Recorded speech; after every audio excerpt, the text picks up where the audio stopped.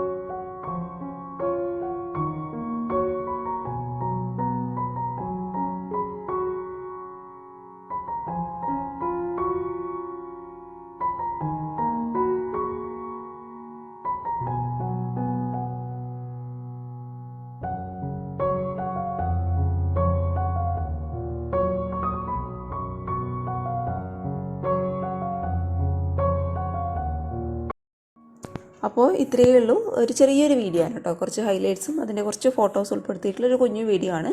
അപ്പോൾ ഇന്ന് സൺഡേ ഒക്കെ ആയതുകൊണ്ട് റെസിപ്പി വീഡിയോ ഇടണ്ടെന്ന് വെച്ചു. അതിന് പകരമായിട്ട് ഈ ഒരു ചെറിയ വീഡിയോ ഇടാമെന്ന് വിചാരിച്ചു കേട്ടോ.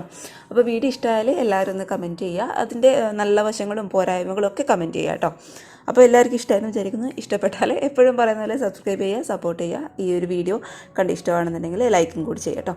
അപ്പോൾ നാളെ നല്ലൊരു റെസിപ്പി വീഡിയോ ആയിട്ട് കാണും വരെ thank you for watching Sibnas food world. By.